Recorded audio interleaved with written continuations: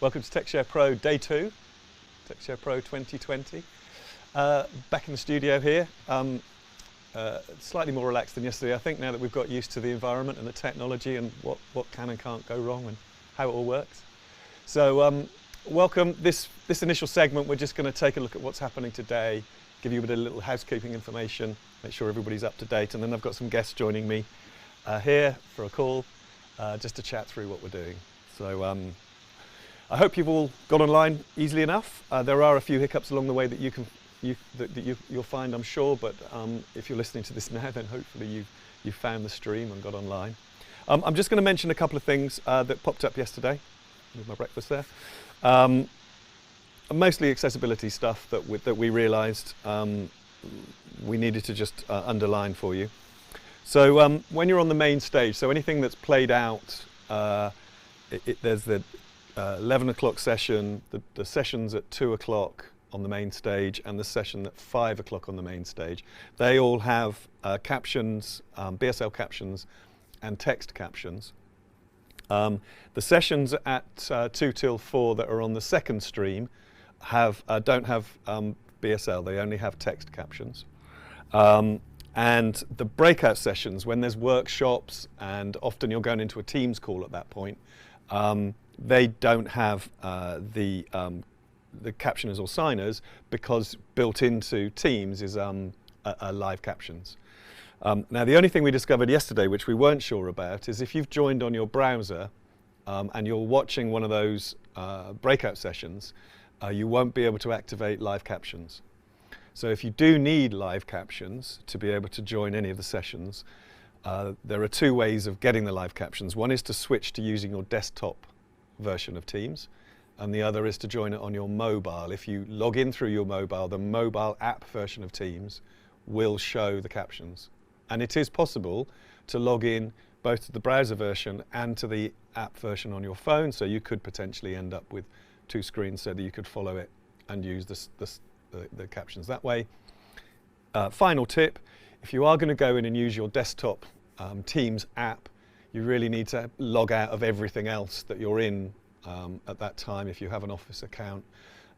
So that would mean that you couldn't join in with your other Office activities on your existing account. So that's why the browser is generally what we suggest. But if you need the captions, then you will need to be inside your actual Teams app to be able to activate live captions. A couple of other things. We have Slido running. So Slido is a great way to ask questions. You can ask questions in live events and in Teams meetings through the Q&A, and largely that's been what people have been doing. We have some really interesting questions, lots of interaction, and we do our best to take the questions through to the panelists and make sure that they get answered. Any questions that aren't answered are logged, and we're going to try and create FAQs around everything that we share afterwards, so please do get your questions in. But Slido lets us manage that in a slightly different way. You can ask a question, and you can also upvote other people's questions, and you can see some of the answers that other people have got. So it's a slightly more dynamic way of asking questions. It's fully accessible, but you have to go onto the web page to access that, so you need two windows open. You'd have the meeting itself, and then you'd have Slido. So you go to slido.com, and you use a hashtag, which is hashtag TSP20, and that will get you into Slido, and you'll be able to see the details. Now they will appear in the housekeeping slides in every session you go into. Do use that if you want to. We are monitoring it.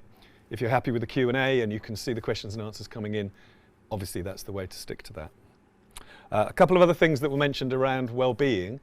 There is a session at lunchtime, a well-being session at lunchtime, which you'll find in the schedule, which you're welcome to join, and somebody's running some sessions around mental health and well-being. Specifically in terms of having been stuck on a computer all day. And then breaks. It isn't obvious from the agenda because it looks like everything flows together, but we've done our best to try and stop everything 10 minutes before the next thing starts. So you should find a gap in the day in plenty of places. So the 11 o'clock session, which we're kicking off this morning, is due to finish at 12:30. The next thing that's in the agenda is at 1 o'clock. That's a good example. The sessions at 2 o'clock should ideally finish at 2:50, and then something to start again at 3 o'clock. Obviously, there may be a little bit of juggling around with timekeeping. And the same with the sessions at 4 o'clock and 5 o'clock. You should find little slots in there where you can pop out to the loo or get a cup of tea, or skip that one and come into the next one. Whilst you're watching a session, you can actually pause it as well. So because they're live on screen, they're also being shared by video on screen to you. You can actually pause that video and then come back, and it will still be where it was. So you don't necessarily have to watch everything as if literally live. So it's all the advantages and fun of being online. Great, so hopefully that gives you a lot of information. I've got some guests here. I'm going to ask if I can bring them up on the screen here. Great, there you go. So we've got 3 guests. This is a chance really for us to have a quick chat about the day ahead and get ourselves warmed up. Addy, I'll start with you. You're on the far side of my screen. Back again. Hi, Addy. Can you introduce yourself? Hi. I'm the freebie. I come every day. I'm Addy. Hi, everyone.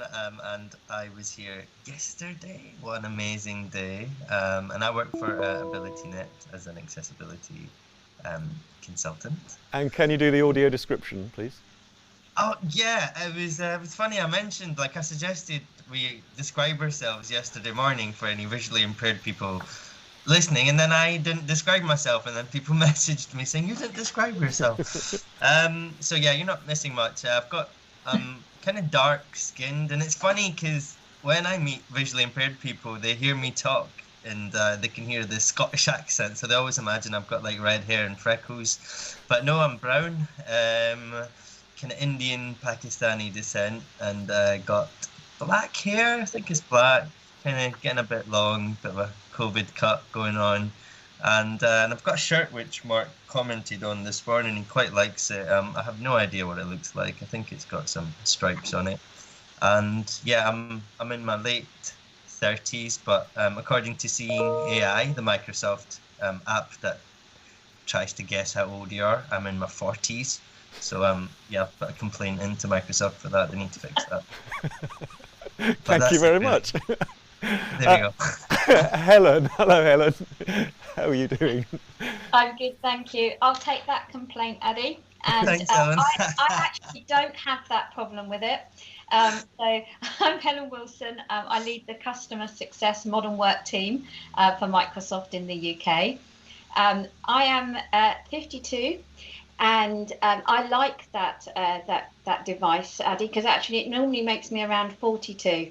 So, see, it doesn't work for everybody. Is that because you work for Microsoft, Helen? Is it like? My team might have just rigged it so I didn't have a meltdown. It could have been, it could have been falsified. Could have been. So, also being 52, I am 5'2". So I am quite small as well, although you can't see that when you're sitting down. I am white. I have short, I'd like to say blonde hair, but actually most of it is also white. I have blue eyes, and today I'm kind of rocking Christmas, and I'm wearing a red jumper. Nice, thank you. And Lucy, thanks for joining us, Helen, by the way, thank you. Okay. Lucy. Hi, yeah, so I'm Lucy Ruck. I'm from the Business Disability Forum. I also quite like Seeing AI because it did tell me I was 26, and I'm not 26. I'm in my mid-40s, so it literally took 20 years off me. Whether that was Hector rigged it, because he did do it for me, I'm not entirely sure. But I'm taking it, I'm going with it, and that's great. I'm a white female, as I'm in my mid-40s. I've got brown, sort of wavy hair, wearing a blue top. I think I've got green eyes, but I'm not really sure. They're sort of murky dishwater kind of colour, but we'll go with it. And I'm sat in my little office up in the north of England in Cheshire. Thank you very much. And actually, I missed my chance to say that I'm a white mid-50s male with no hair and a pair of glasses on. But my glasses have to come off. Now, I can't see certain things. A classic thing is I can't see. I have to take them off to do the one thing and then put them back on. So you may or may not see me with glasses on. So Lucy, I'm going to come to you first. Just today, you're running sessions this afternoon at 2 o'clock, and obviously the modern workplace stuff that Helen's interested in as well. It's great to see that inclusive workplace stuff coming in. Can you tell us a bit about what you're going to be covering? Yeah, so we've got 2 sessions. One is kind of I was going to say a little bit looking back, we've got a really interesting story from Neil Eustace at KPMG talking about his own personal experience at the beginning of lockdown and the big impact it had on him and his family. I won't tell you more, I'm going for a bit of a teaser there. So starting with that, and then talking about what business did to make sure they could look after their employees. And I think the other thing is, of course, we've been working from home for some months now, and I think there can be an element of complacency thinking we know it all in terms of looking after our colleagues. And making sure we've got the best out of them and everything else. But I think there's always something. Every day's a school day, as they say. And I think there's always something you can learn from these things. So we'll be looking for what are the things that people are maybe still doing wrong? What are the things we still need to keep thinking about? And I think and now we're in this second lockdown, particularly in the UK, things are feeling a little bit harder. The days are getting shorter and everything else. So thinking about maybe mental health a little bit as well. So lots of stuff around that. And then the second session is very much looking forward. I wrote these questions in September when the world was slightly different once again. But looking at that blended model of how we might ever, if we ever do, return to our workplaces or our offices, and how we might go about that. So lots of interesting conversations around that one as well. I think that one might get a little bit more heated, which I'm quite interested by. So that should be good. What I'm looking for as well is lots of interaction. So looking to use Slido quite a bit. So please start thinking of some really good questions for the panel. Great, thank you. And Helen, I'm guessing that's initially that's going to be a starting point for you today in terms of professional interest. How is it at Microsoft? People are still primarily working from home as a policy, I think, isn't it? That you're keeping people away from the office. Yeah, we have been. I mean, for myself and my team, we predominantly work from home anyway, pre-COVID, or we were with our customers.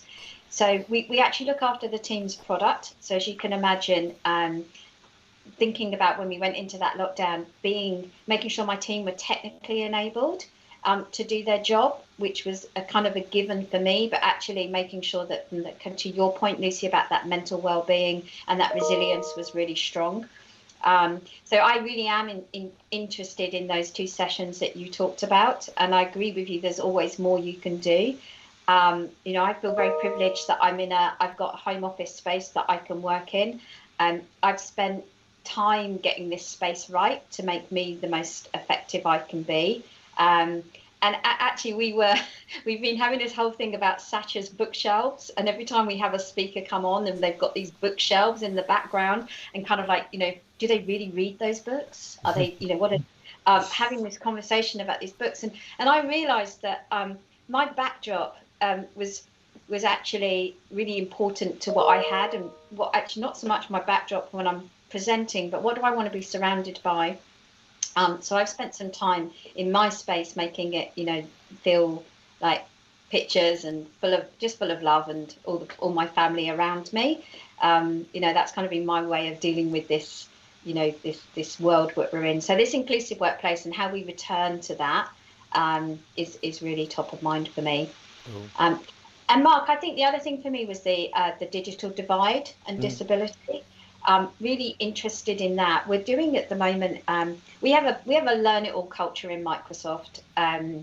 So we're constantly learning. And one of the things that I've been really powering up on in my role of leading on diversity and inclusion in the unit that I'm in is around allyship, and actually going much deeper into privilege and the gap in society. It's far-reaching and with these impacts. And especially for, people with a disability. So I'm thinking about that lever of how do I use my privilege for someone who may be more marginalised. And last night's session with Jenny and Sam and Casper really brought that home to me. And we were when they were talking, when Sam was talking about her experience of Tesco's, whether she was in store or virtually, versus that she can't book a holiday. I mean, I know we're not really going anywhere at the moment, but to not have that choice, just really brought that home to me. So that's a session that I'm really looking forward to spending some time learning in. Brilliant, thank you. And it's worth mentioning as well that Scope at the beginning of the particular reason we asked them to come in is because they have just done some research, and around the needs of disabled people, or the impact of COVID on disabled people. And I think it's always important, particularly from TechShare Pro's point of view, it is a blend of technology and disability, but it has to be led by the need. It has to be led by the needs of the people that we're supporting. And so it's important to start there, I think, and then see what the technology is capable of. So, Addy, yesterday's business leaders session, when we were looking ahead to it yesterday, I think it just exceeded my expectations, to be honest. I thought it was fantastic. I don't know what you thought. No, absolutely. I just thought it was really exciting, and it just shows how where we've come with accessibility to have like such massive personalities from the world of industry, business, sitting there talking about accessibility and putting it on the main stage. So I think it's a clear sign of progress, and it's a clear sign that it's not accessibility is not just a little niche, good to do, good to have thing, but after we've done everything else, so it really helped to prioritize accessibility, I think, and it's really exciting. And in the kind of advocacy work that I do, having examples of people from industry, senior people talking about accessibility is really useful. So yeah, I found it really powerful. And I guess, Lucy, you may know about this. The government is leading a disability strategy and it's looking at what the strategy should say. I don't know how much BDF's been involved in that particularly. I'm guessing it's something, you've got some connections in there. Yeah, we've been involved in the all-party parliamentary group for assistive technology around that, and have come up with some recommendations as well. And my colleague Angela, who runs our policy team, has been very much involved in that as well. And actually, she's involved in a session later on as well that you guys are running around carrots and sticks. Who doesn't love a good debate around the carrot and stick? As a parent, it's something I struggle with constantly. The carrot or the stick. So yeah, always a good debate, and lots of good things on the agenda. And I know you've got a Maculada coming up later on as well, talking about the EU side of things as well, which should be great. It clashes with mine, so obviously mine will be fantastic as well. But it's a tough choice for you all. Absolutely. What I was thinking with the government stuff was also the fact that we've got somebody coming in and talking about the strategy. I think it hooks back to that sense that we're being listened to, or that there's a sense that maybe some of the shift in our attitude around COVID has made us more sensitive and empathetic. Maybe there's a shift there. Obviously, there's a need for a strategy around disability in government. There's a need for business to understand. I think that top level stuff, it's very exciting for us in terms of TechShare Pro to have that extra layer almost this year, and then to shine that into what we're actually doing. The day-to-day stuff of dealing with people. Helen, I was wondering whether another area that sort of links back into that a bit is around disclosure within the teams, and people revealing needs and asking for help. Have you seen a shift in that way? Just because broadly you're working across such a range of different people, I wonder whether that's noticeably shifted.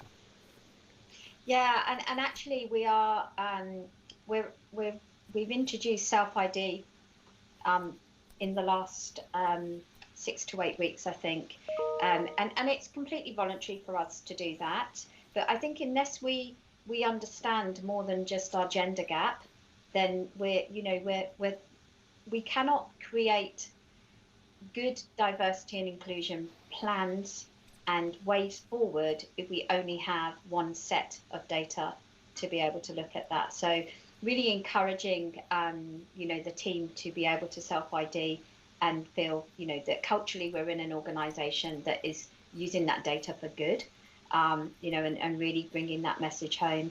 So yeah, we're certainly thinking about that and how we then leverage that in the future. Cool, thank you. Well, we've got a couple of minutes left. I guess the other thing I wanted to mention was the Accessible Smart Cities session at the end of the day. We've run a couple of things in AbilityNet around accessible smart cities. They're generally really, really popular topic. I think it's because it's sort of all future gazing and amazing. And one of the people on the panel is Victor Kaliza from New York, who works in the mayor's office in New York. And I joined the rehearsal, and he's got a load of things that he's going to tell us that they're doing in New York to make the city accessible using tech. But I just that's like it's one of the ones that with Hector Minto that we've been doing the programming with. It's one of Minto's moonshots. So it's like, can we get it? And we did. He's pulled it off. So I think that's another thing that we've been doing is just changing people's perspective, giving them something new that they didn't know was out there. So any final thoughts about today? Anything that you're really looking forward to that you hadn't thought would be on the agenda? That was making me think about that unusual stuff that you see in the agenda. Addy, what about you? Like you mentioned, the smart city thing sounds great, and Hector kind of particularly pointed that out yesterday when we were chatting. So I'm really looking forward to that. And just generally, technology has transformed, the lives of disabled people in many things like online shopping and banking and stuff like that. And to have technology applied to cities, and how cities operate. Seems pretty exciting, and hopefully it can help to overcome some of the traditional barriers that disabled people face in the physical city. So yeah, I'm looking forward to that, definitely. And we've got Soundscape as well. Are you a Soundscape user? I am a Soundscape user, yes. Yeah, so that's the 5 o'clock one, isn't it? Janelle's coming in to show us what Soundscape has got in it next. So that's really interesting. Another Microsoft. I love freaking people out. I have an AirPod in my ear. They don't know that if I'm walking with a sighted friend, and I just start pointing things out. I'm like, oh, that next street is this street, and oh, by the way, there's a Starbucks there across the road, and they're like, but you can't see. Yeah, we've just been watching the videos in here about that he's going to be showing later. It is like magic, and the 3D. He's particularly got this 3D demonstration of the 3D sound that they can now do. So. Yeah, that's all the cool stuff, isn't it? It's like gadget stuff that's going to make the world an amazing place. Well, thank you so much for joining me. Lucy, I know you're not around later, but hopefully Helen and Addy will see you later on at the end of the day. Have a great day. Do check in on the wellbeing session if you're finding yourself flagging, and I'll see you later on. Thank you very much. Bye. Bye-bye. Goodbye. Bye. We're going to take a very short break now. The session starts at 11 o'clock. We need to do a little bit of unplugging one thing, plugging another one back in. But we'll be back at 11 o'clock with our first session about, I'm just checking in here, it's Elizabeth Ward from Scope giving us some updates on research about the lives of disabled people during COVID. I'll see you soon.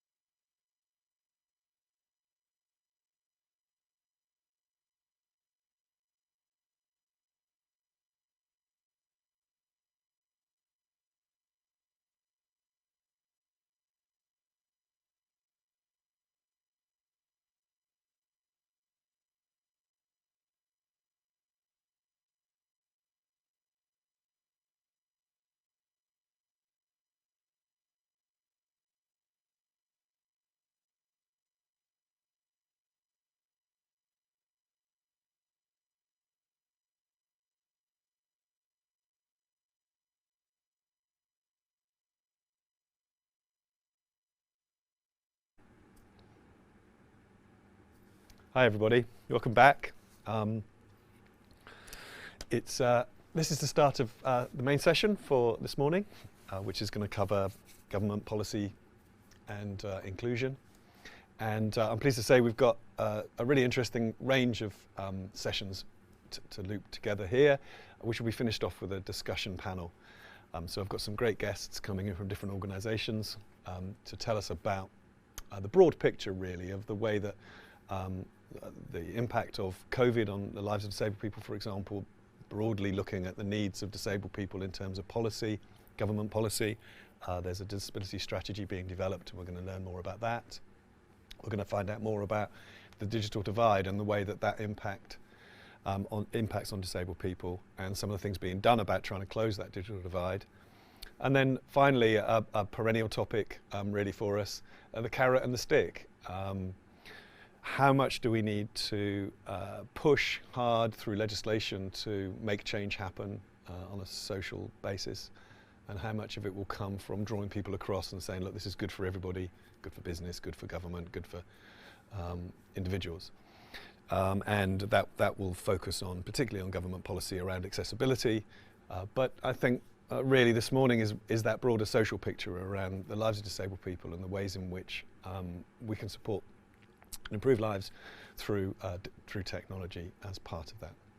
So we're going to start with Elizabeth from Scope. They've been doing some interesting research into the lives of disabled people on an ongoing basis. They're always publishing data and doing research, but the latest research is looking at the impact of COVID. So over to you, Elizabeth. Thank you very much for joining us.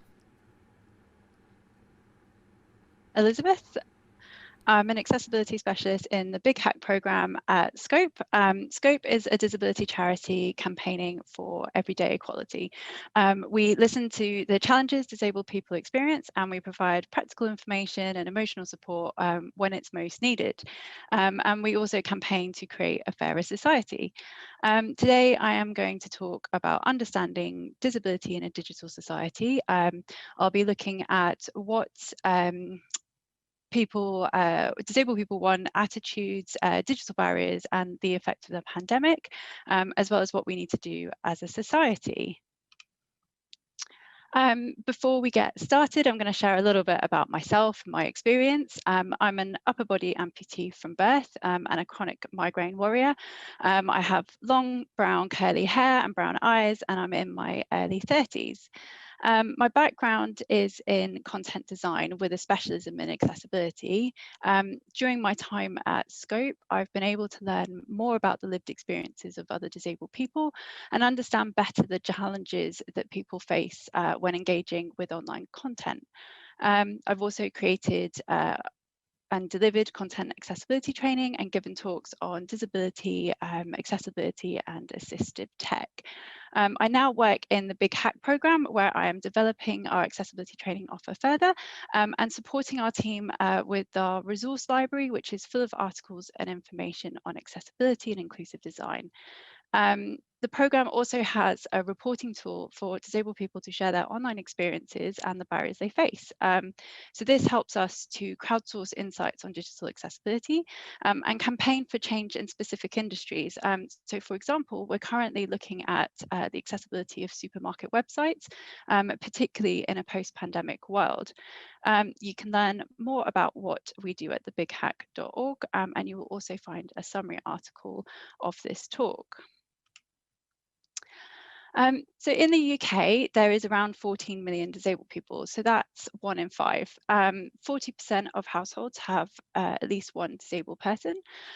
So that's a considerable chunk of people that are often not able to access services and products or face barriers when trying to engage with organisations online.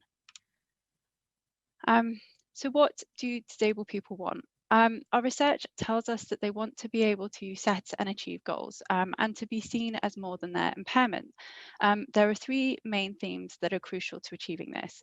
Independence, so being in control of your life and your decisions. Confidence, having a sense of self-worth and the ability to set and achieve goals. And connectedness, so feeling that you have a role in society and you're able to make and maintain relationships.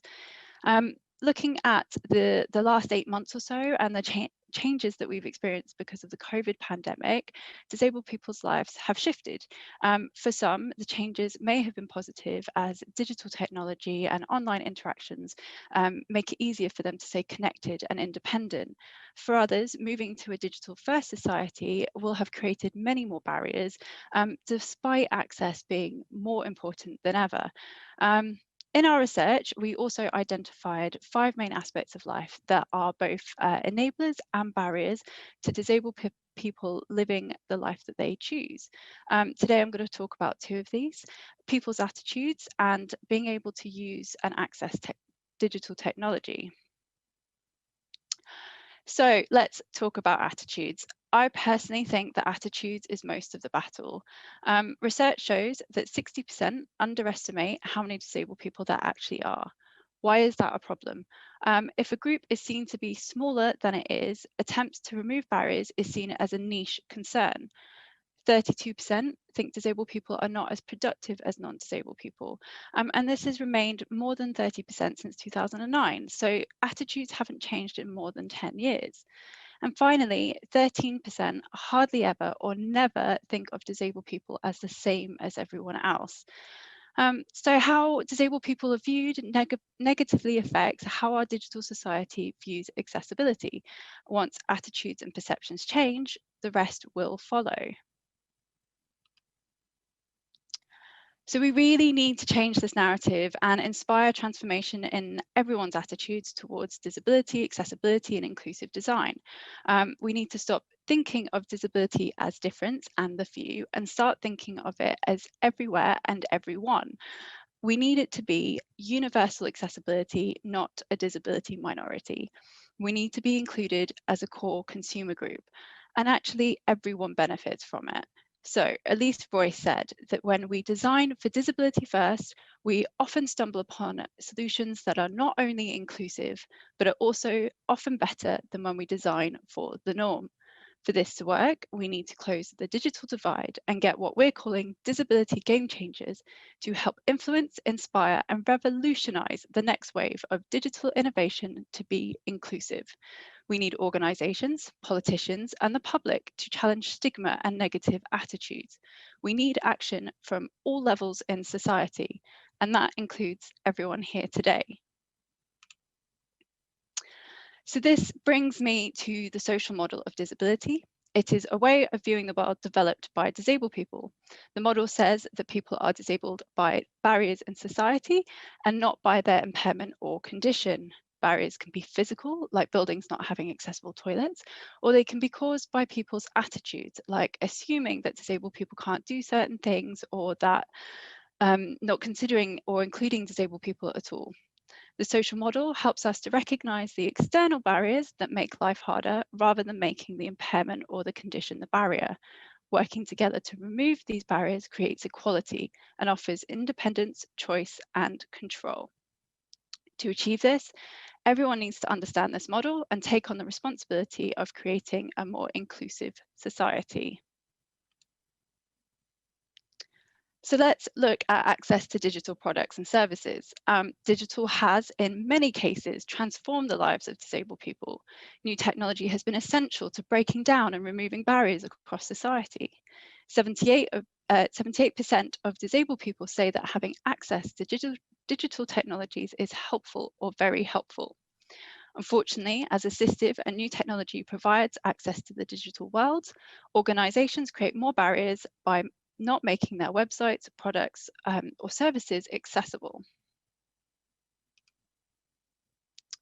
So research found that disabled people are over 50% more likely to face barriers to accessing digital and online services than non-disabled people.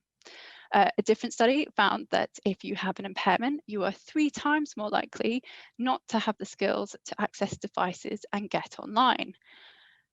During this pandemic, we're seeing just how big a problem this gap is. And it isn't just making sure that your website is compliant in terms of the Web Content Accessibility Guidelines. It's understanding how disabled people are accessing online services and content, both the barriers that they face and the context in which they are facing them.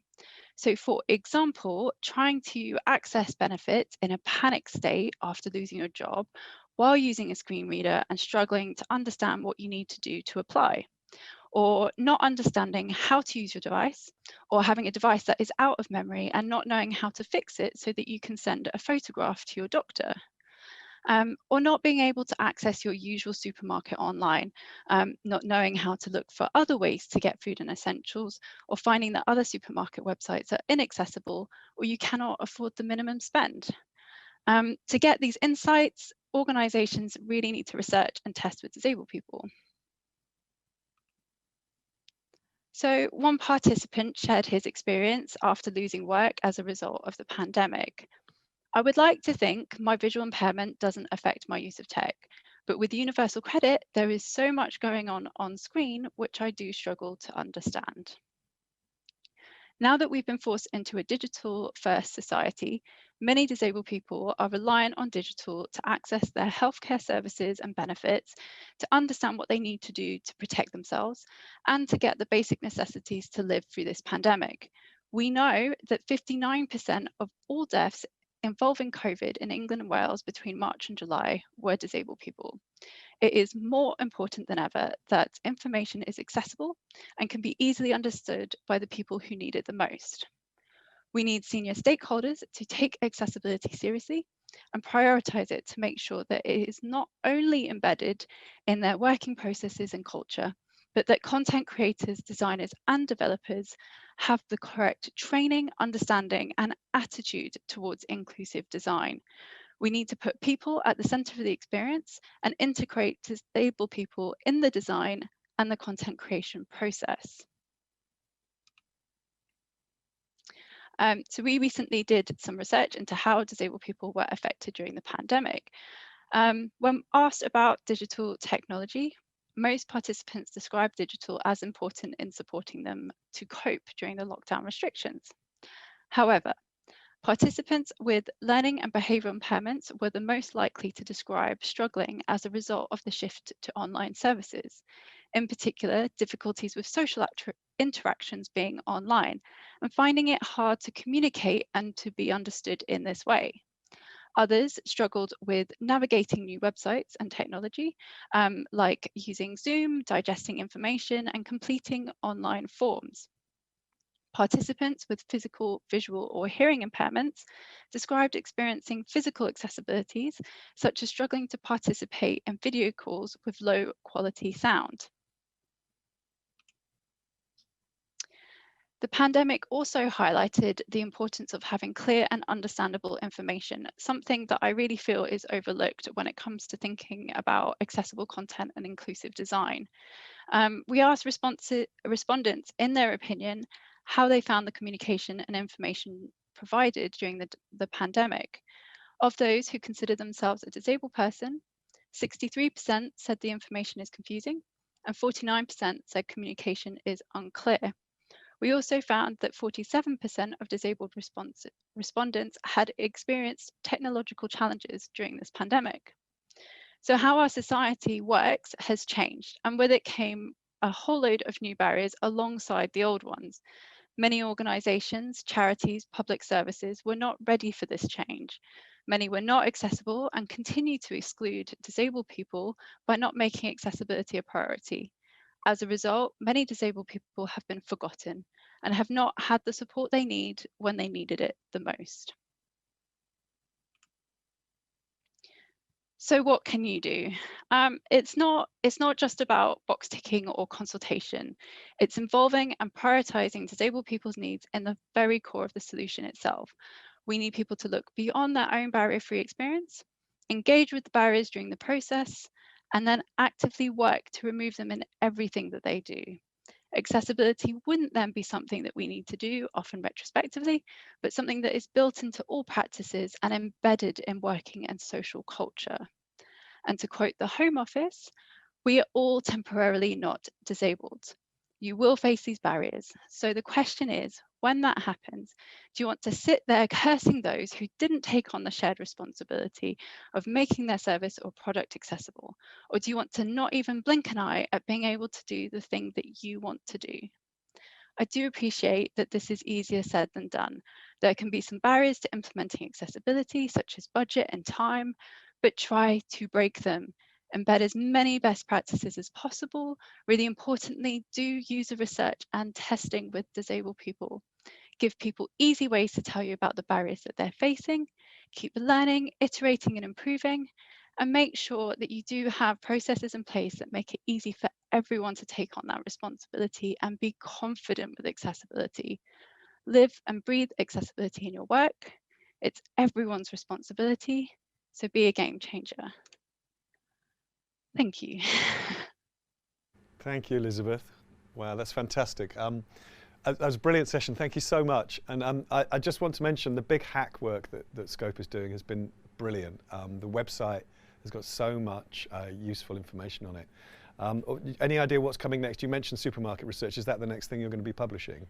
Yeah, that's the main focus for us in the next sort of few months. There's quite a lot there, and particularly it's not just the online barriers, but it's kind of the whole journey that we're seeing. You know, accessibility isn't kind of restricted to those digital journeys. It's the offline stuff, so not having support to get your shopping inside the house, or not having ways to tell supermarkets that you need that extra support, and in particular getting delivery slots is still a really big deal. Right, so really just day-to-day practical problems. I mean, that's the thing that really struck me listening to all of that feedback, is that there's nothing dramatic here. It's just that grind, that day-to-day reality is it's so different for everybody. Some people are finding it very easy, some people are finding it really difficult. And then the frightening statistic, I think you said 59% of people who died in the initial wave of COVID had a disability. That's incredible. Yes. Yeah, it's really high. Yeah. So it's not good, and we know that the barriers that people face, that it's nothing really new. It's the same things. It's just made worse by the restrictions, and a lot of disabled people may not have been included in the kind of vulnerable to coronavirus category, but still need these services because they're not able to get out and do the shopping, but they're not provided aid. So fantastic. It's a big gap. Well, thank you so much for kicking us off today. I mean, we really wanted to set the stage with being very clear about where disabled people's lives are at the moment. You've done that very clearly. The data is, brilliant to have as a starting point. And thank you so much for joining us. So thank you so much for having me. You're welcome. So that's given us some of the big picture stuff, some data. Just to let you know that lots of different pieces of information came flying across the screen. All of the sessions are being recorded today. They are available for yesterday as well. If you look in the agenda for yesterday, you'll be able to join and see yesterday's events on the video. And there will be slides. I think the slides are being shared afterwards as well. So because there's so much great data there that I think we should all be looking at to decide how it affects the work that we're doing in whatever work we're doing. So that starting point from one of our leading pan-disability charities, Scope. But what's the government doing? Because they're really investing a lot of time and energy in a national strategy for disabled people. And I'm really pleased to say that we're joined by Alex Fleming from the Cabinet Office, who's giving an update on the strategy, its purpose, and also where we're at the moment. So over to you, Alex. Thank you so much for joining us. Thanks, Mark. Hi, everyone. Really glad to be with you today. So I'm Alex Fleming. I work in the disability unit in the Cabinet Office. I've been asked to describe what I look like. I'm 5'8", curly hair, slightly frazzled, father of 2 young kids under 3, and I'm a glasses wearer. That's probably a good description of me. So as Mark suggested, today I'd like to talk you through a little bit about the disability unit in the Cabinet Office, the national strategy that we're working with colleagues across government to deliver, some of the themes that are guiding our work, and then a few sort of closing thoughts on the role of tech in our thinking. So a little bit about the Cabinet Office Disability Unit first. So we were set up last year, late November. Our primary purpose, at least in our early year or so of existence, is to deliver on behalf of the government a new strategy for disability. We're currently penciled in to publish that next spring on the current timeline. We're really pleased that the PM himself has taken a great deal of interest in this and is showing real leadership on this agenda. He wrote to Cabinet colleagues on the 5th of February, underscoring the level of ambition he wants to see, and there was a Cabinet discussion about this in July, which was great for us. And I suppose his message in both of those, the letter and that setting, was that the strategy must be ambitious and focus on the issues that disabled people say affect them most. So covering all aspects of people's lives: employment, housing, education, and transport. Obviously, this year has been the year of COVID, and as our previous speaker has sort of highlighted with some of the data, the pandemic has really highlighted and sort of magnified, if you like, some of the issues and challenges that disabled people face. And we're really pleased as well that the PM has been really clear to us that the strategy is to be a key part of the UK's renewal from the pandemic. So that's a really important framing that the PM's given us to the work. And I suppose the aim of the strategy is twofold. One is that it should transform the lives of disabled people by focusing on the issues that people tell us matter most to them. And 2 is that it should set out practical actions to improve the lives of disabled people, removing barriers and extending opportunities. So that's our sort of the goal that we've been set. Sorry, just trying to change the slides. There we go. So many of these data, I think, will be familiar to people, but I thought I'd just share a few sort of statistics to highlight some of the challenges and the opportunities that we have in this space. So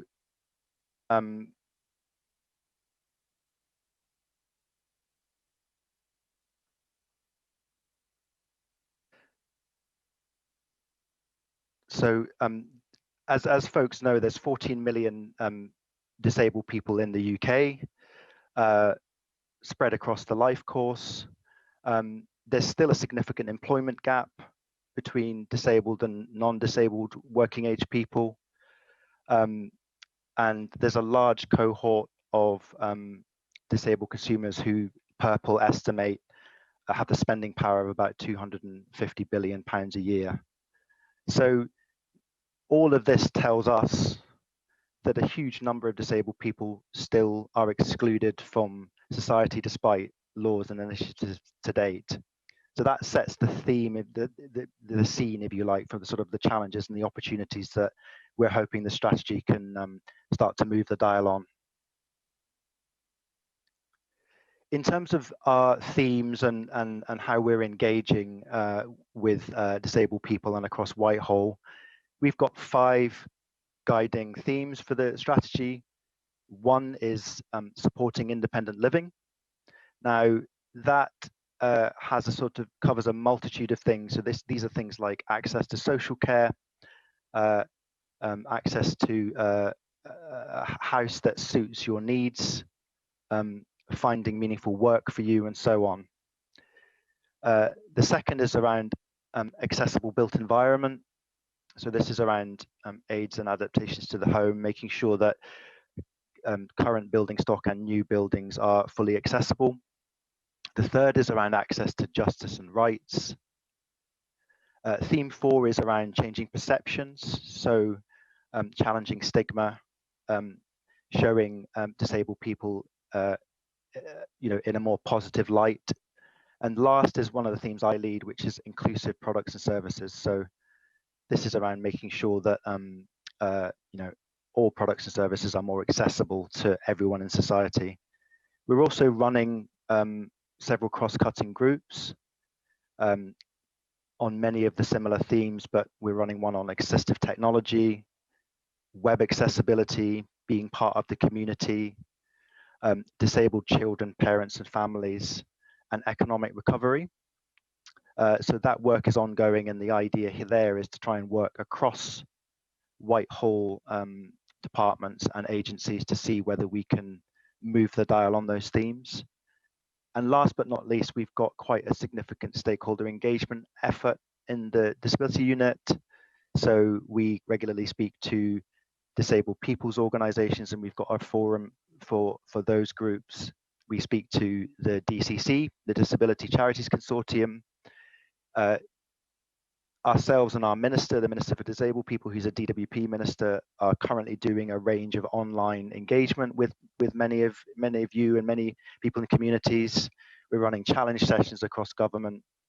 We have disability and access ambassadors who are private sector champions for accessibility in lots of sectors. We run that program. And last but not least, we host a regional stakeholder network across England. So through all of those forums, we're having open dialogue and ongoing dialogue around, what the strategy should cover, and what matters most for people.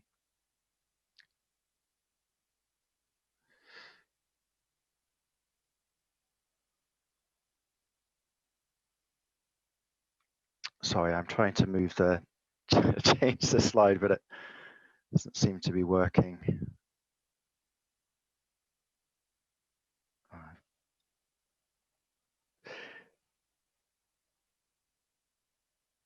So next up, I suppose I wanted a few reflections on what we see as the role of technology in our strategy. We've been partnering with Policy Connect, who are a think tank heavily involved in this space since the summer, really, to try and understand what the problems are and the opportunities are in terms of tech for removing barriers for disabled people. And I suppose this slide seeks to summarize where we've got to in our work. So I suppose the top line position is our view is that society hasn't taken full advantage of the benefits of technology to remove barriers for disabled people and increase opportunity. That's probably an obvious statement to many of you, but one that's come clearly through in our work. And I suppose in our workshopping since summer, we've identified 3 broad areas where we think policy should be focused.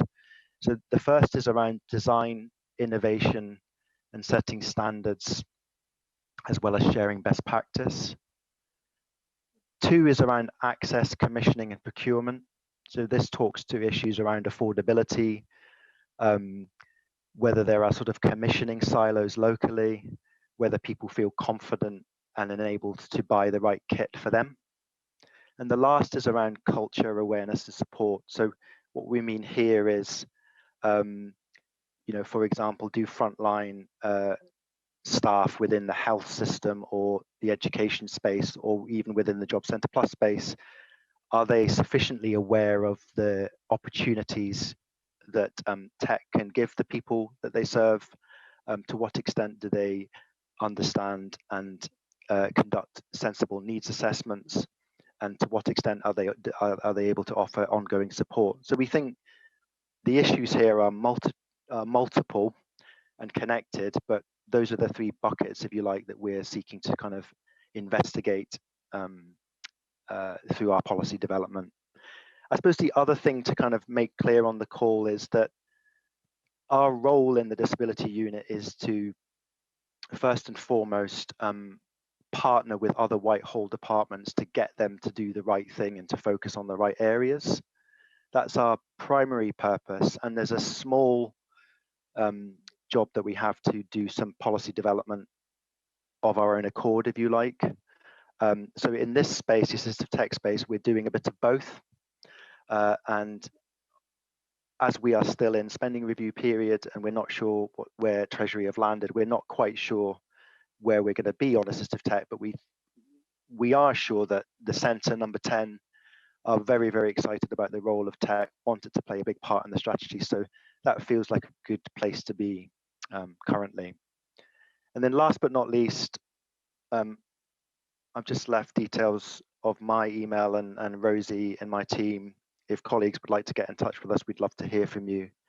But I'm happy to pause there, Mark, and take any questions if people have any. Thank you, Alex. I mean, that's brilliant. I think the framework that you're describing there obviously is trying to take account of lots of different inputs, lots of different stakeholders, and lots of different work going on. Oh, you're here now. Lots of different people getting engaged.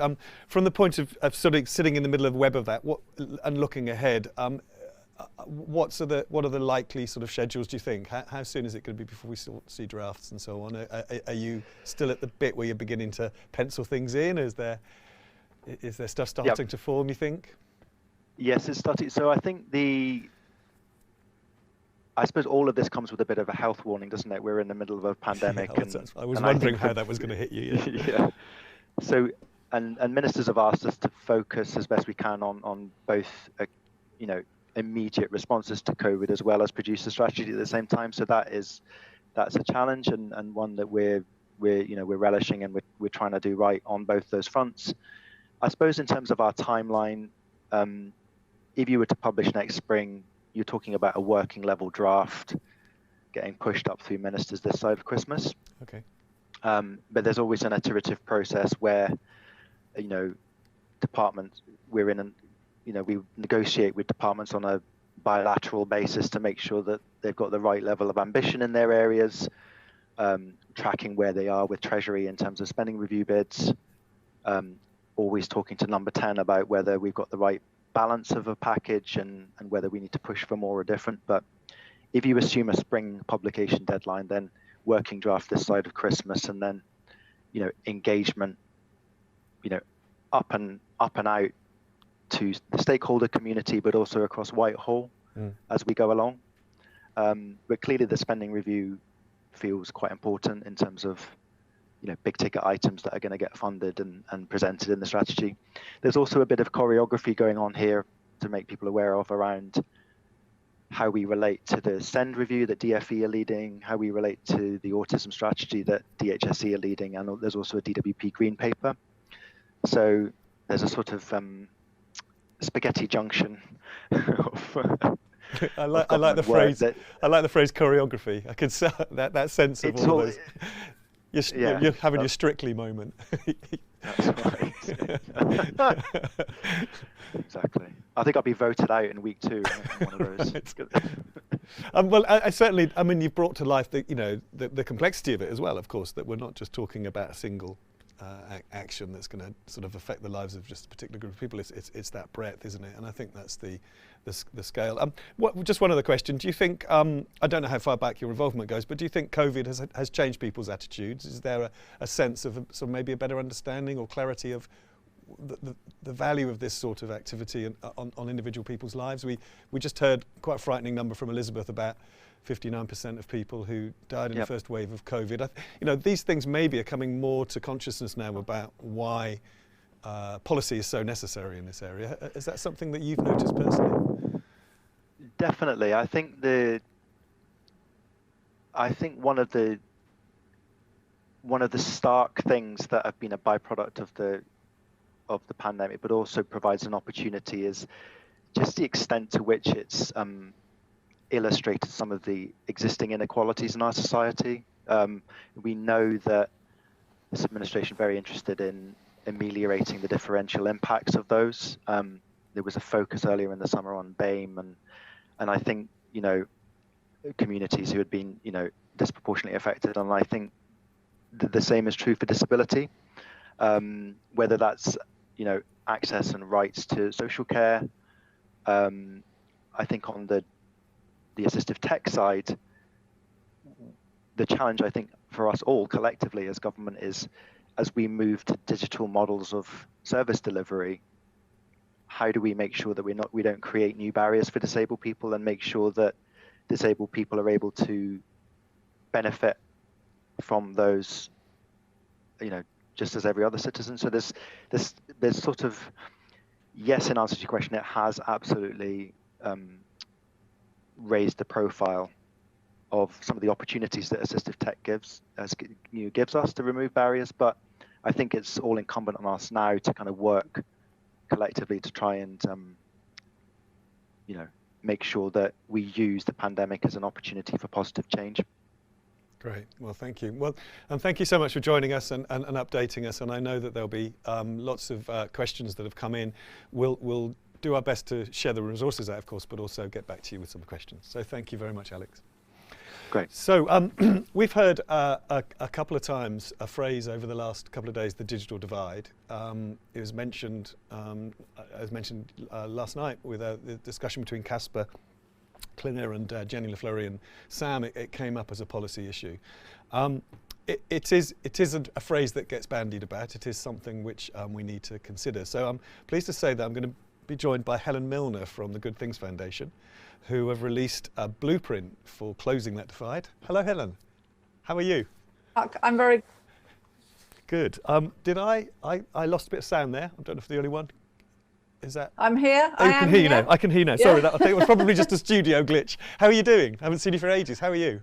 I'm doing really, really well, and I'm really impressed with the setup. You look like you're in a proper studio and everything, Mark. I'm very, very impressed with it. Exactly. I don't know how much of the previous couple of sessions you've seen, but I mean, we've teed you up with some of the stuff from Scope, obviously the data about the lives of disabled people. And then Alex talking about the strategy that government is hoping to bring forward. But as I say, I think a phrase that we've heard a lot of is the digital divide. And I know that that's been something that that certainly the Good Things Foundation has put into its blueprint, but it's also particularly something that, well, that's how I know you, is from the stuff, the UK Online Centres, and you know, that sort of initial investment in putting tech into the community and then bringing it forward. So could you just give me an overview for others who don't know you, a little bit about yourself and also Good Things Foundation and that role that you play in terms of the community work? Yeah, absolutely. So I'm Helen Milner, so I'm the Group Chief Executive of Good Things Foundation. And I've seen that other people have been describing themselves. Yes, so I'm a woman. I'm wearing glasses, but I've only actually started wearing glasses during COVID. So it's to do with my age, I believe. And I've been working in digital inclusion, but also before that in online education since the mid 80s. So some people might be able to work out my approximate age because I'm of an age where I'm not going to declare it publicly on the internet. And so Good Things Foundation, we're a charity. We are based in Sheffield in the UK, and we are a digital and social inclusion charity. So all of our work is about how do we support people who are on the wrong side of the digital divide, as you've been talking about, who can't use the internet, have never used the internet, or are using it, but in a limited way. And we see that digital inclusion is a means to an end. So it's about helping people to learn how to use the internet in a supported way in order to help them, for example, to get work, to feel less isolated, to be in touch with friends and family, to access health services, to be able to get up-to-date information. And we do that through a network of thousands of community organizations in the community. So we call these hyper-local community organizations, and they're all over the UK. And that they support people locally to learn how to use the internet. And of course, a lot of things have changed during COVID, but I'm sure you're going to ask me about those, Mark. Yeah, of course. But in terms of I think some of the texture in terms of the centres, they're in hugely different places in different communities doing different things. You're very much built into the sort of woven into the fabric of the community. My favourite one has always been the fish and chip shop in Stockport that won the Tech for Good Awards 10 years ago. But so many different examples of places where people may be engaging in other activities where you're enabling them to encounter the technology and get support as part of that, I guess is that's definitely the model. Yeah, so I always say that, so I call it a big club with a shared vision, just to get the kind of sense that we're all independent from one another, but actually we've all got the same belief that there are more than 9 million people in our society who need support and help to be able to use the internet and to benefit from everything that brings. So as you mentioned, the fish and chip shop in Stockport, there's lots of community centres, and those community centres might, for example, run a community cafe. They might do after school clubs for children. They might do recycling programs or food poverty programs. Or there are other, for example, small local charities that might support older people or people with disabilities. So that actually anybody, which is why I call it a big club with a shared vision, anybody who wants to be part of this club is free to be part of it. Anybody who cares about digital inclusion and who is active in digital inclusion can be part of that big club and can work with us in that coordinated way to try and really, really tackle this and to close that digital divide. And in terms of a way of looking at the digital divide, I guess there's also, you've mentioned digital inclusion, there's clearly a connection to social inclusion. So how much of the digital divide do you think is literally technology? Literally that I don't have the device, and how much of it is linked to other factors? I would say it's all linked to other factors. Right. Right, there's a massive overlap between digital and social exclusion. And the two main factors are age and income. So that if somebody is older and has a low income, they're likely to be digitally excluded. So that's either they've never used it, they don't have access, or they have very limited skills. And what we mean by that is they use the internet very rarely, or they use it for a very small number of things. For example, less than 5 apps or websites. So age and income. You've then also obviously got other factors such as education attainment and disability. So disability is another one of those factors that means that people are much more likely to be offline. But I'm sure I don't need to explain it to you or to anybody who's listening today, that actually there's also a big overlap between people who, for example, don't have work or have low incomes, and age, and people with disabilities as well. I mean, that leads us on to that. I don't know, over time, clearly various different pieces of work that you're doing. What sorts of stuff, where does disability pop up within the broad framework of what you're doing? Other particular sort of strategies and programs you've been running? Well, I like to think of it as like a layered approach. So the big club with the shared vision, so we call it the Online Centres Network. So that is clearly something that specifically targets people with disabilities in the communities that they're in, and with, you know, the many disability charities that are in the Online Centres Network, you know, that there are some that absolutely specialise. But everything that we do is we make it as inclusive as possible. That we have an online learning platform called Learn My Way, and it's been set up with a very, very low levels of literacy. So people with a reading age of 9 or can access it, but we also have text to speech, so it's all read out as well. So if people can't read it or can't see it, they'll then be able to access it as well. Then within the community centres, that there are staff and there are volunteers, and that indeed, you know, AbilityNet has helped us to train some of those in the sort of the things to look out for. So particularly because this is a very large scale that we're talking about. So we're helping about 250,000 people a year. And so it could be as simple about helping people to set up the existing accessibility tools that people have on their devices. So on their smartphone or on their laptop or their tablet, they will already have accessibility support built in. So helping people to use that. And it's really important that we're training the staff and the volunteers to make sure that they can help people in that way. And your blueprint, obviously, looking ahead, that was published, was it September, I think? Yeah, September. Can you tell us what's the motivation behind that? And clearly within there, I'm guessing it's a little bit more of the same, but some change, a change up in some way, or something that needs to happen that wasn't happening before? Yeah, I mean, the blueprint's very much focused on, I would say, policymakers, politicians, people like Alex, but also other stakeholders. So calling for 3 things. The first is a great digital catch-up. And you know, we would love to do a great digital catch-up on a mass scale. We're calling to halve the digital divide. So 9 million people in the UK can't use the internet without help. And so to make to have a programme that tackles 4.5 million of them. And actually we've costed that, and we can do that for just 2% of the investment that's going into broadband infrastructure. So that's really important, and we would love to have a specific great digital catch-up for people with disabilities as well, to make sure that we're bringing in partners like AbilityNet, and also looking at devices potentially with slightly more hardware and software for the people with disabilities. The second one is a data poverty lab, because one of the things we found within COVID is that there are a lot of people who just can't afford the internet.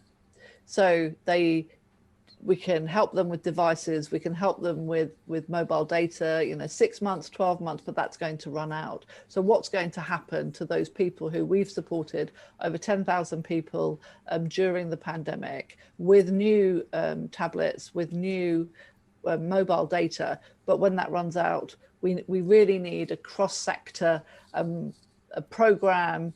I think we should set ourselves a target of 2 years to close that data poverty gap, to make sure that people who can't afford it can get it, can get it for free or very, very, very low costs. And clearly government, the technology and telecom sector and charities need to work together on that. And the third one really is, I'm not convinced that the government's digital strategy, although it's likely that it's delayed or definitely changed by the fact there's just a 1-year spending review now instead of a 3-year spending review. So that's due out next week. That's the spending reviews due out next week, not the digital strategy. So a digital strategy that really works for everybody.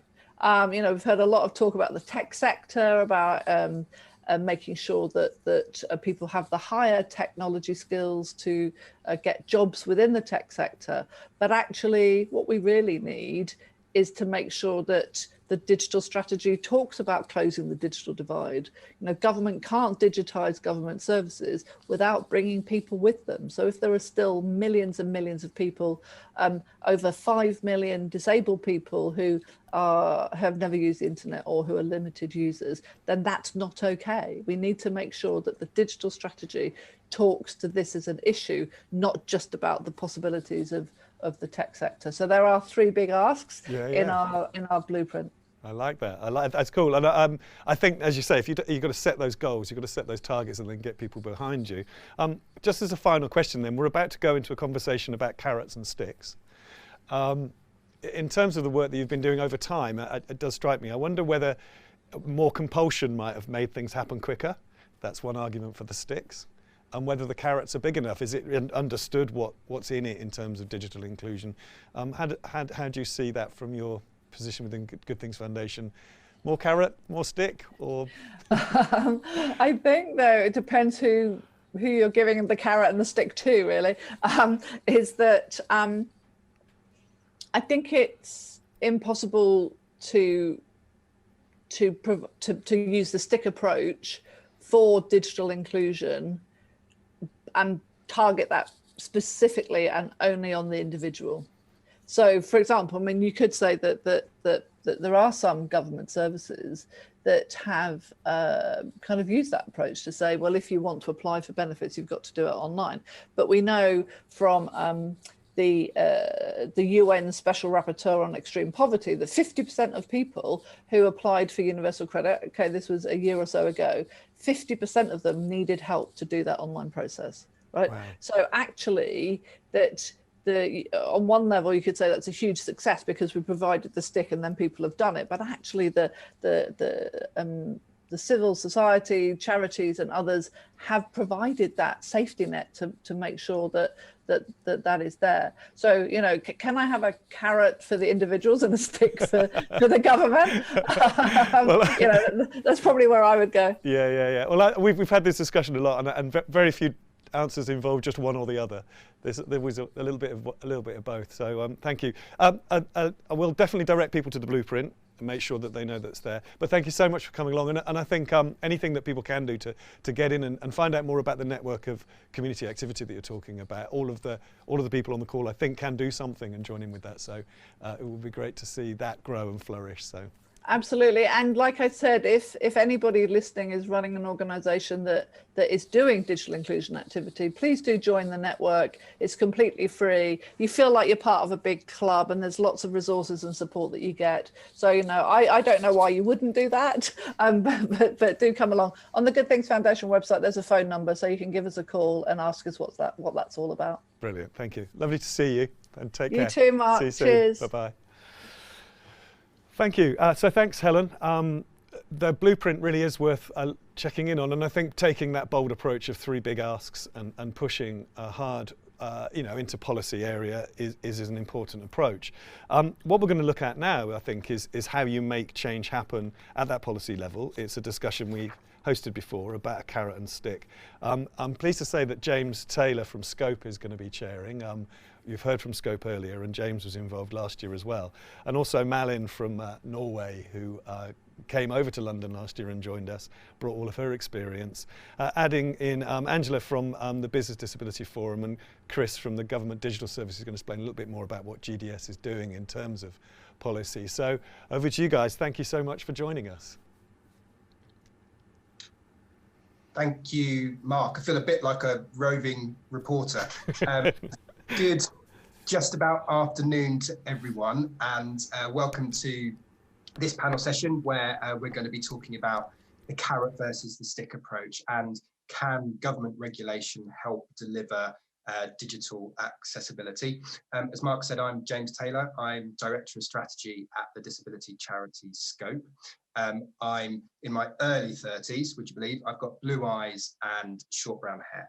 I'm delighted to be chairing today's panel and to be joined by three esteemed panelists with lots of expertise and insight to share on the topic of carrots and on the topic of sticks.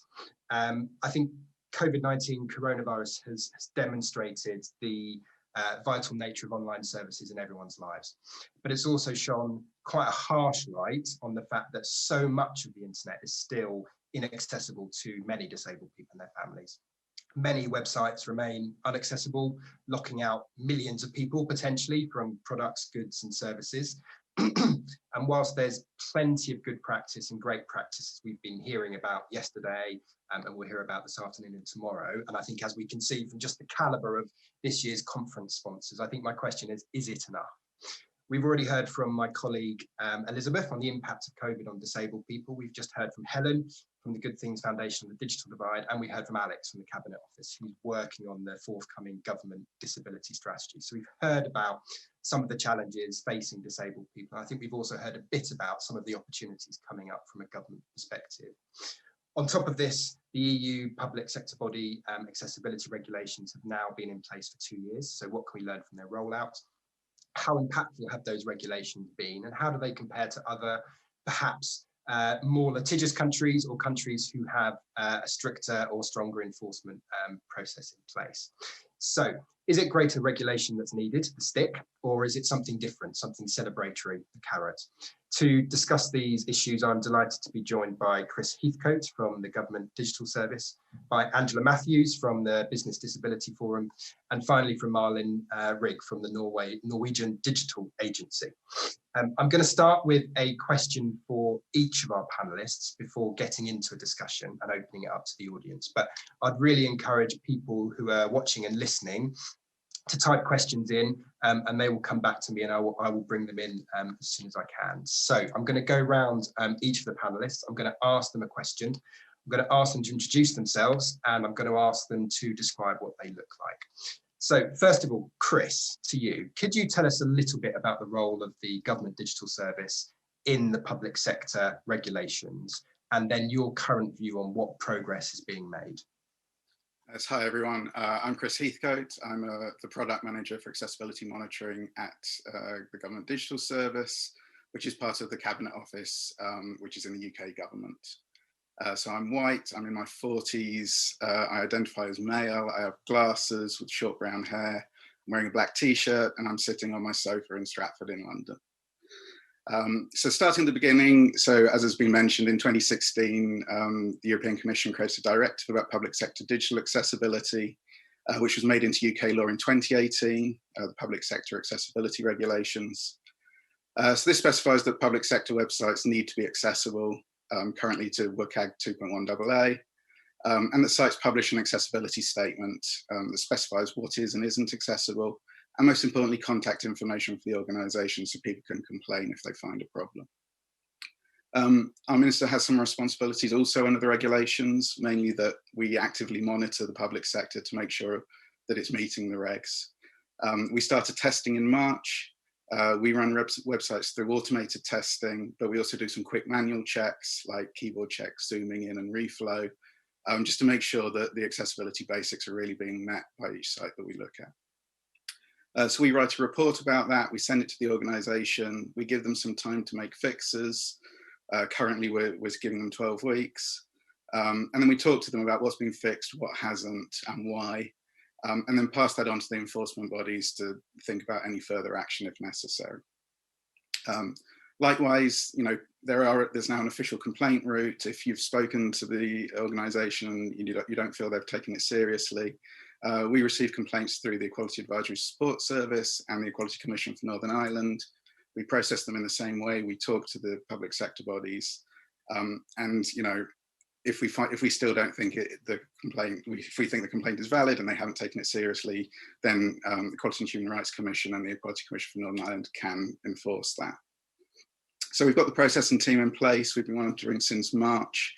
Due to the way the regs that were written, it was mainly newer websites until the end of September, because that was when old websites came under the regulations. And we're just trying to monitor a real spread of public sector websites at the moment, just so we understand what's going to be harder or different between the different sectors. I will say we've found accessibility errors with every site so far. Some have been, actually relatively minor, and they fixed them really simply, or they've just had the accessibility statement not quite right. And we can see that a lot of work has been done in the public sector to conform to the regulations and publish accessibility statements. And to be fair, when we have been in contact, most of the errors have been fixed. And they've started to put processes in place to make sure that, they're aware of any further problems. Some of the things we've seen, larger councils generally have either newer websites or, have used the regulations as a push to get a new website, and often have in-house web teams, so fixes are a bit easier for them. But there are, some sectors like small councils, GP surgeries, schools and nurseries, when they come under the regulations, have very old websites, pre-mobile websites. So immediately they break things like Reflow and Zoom. There's quite a lot of work to be done with some sectors about that. And also just some sites have only been tested with an automated tool, accessibility tool. And, we all know that doesn't capture all of the problems with accessibility on websites. And we've published information about how anyone can do some manual checks to just sort of cover the basics of accessibility. And I think one thing we're really seeing is, sure, we had deadlines and that caused a real push, and there was lots of work that happened to get to the deadlines, but it's not a one-shot task. We especially see when sites have added things in, whether that's cookie banners or a COVID section or pop-ups, that's broken the site that was actually very accessible apart from that. So, we want to see people put processes in place to make sure that sites remain accessible as they change and as they add things in. Thank you, Chris. That was really helpful. And I liked how you pointed out that most problems have been solved. It suggests maybe there are some that still need to be sorted. I want to bring in Marlin now. Marlin, you joined a very similar panel talking about this topic last year in person. Remember when we could do that?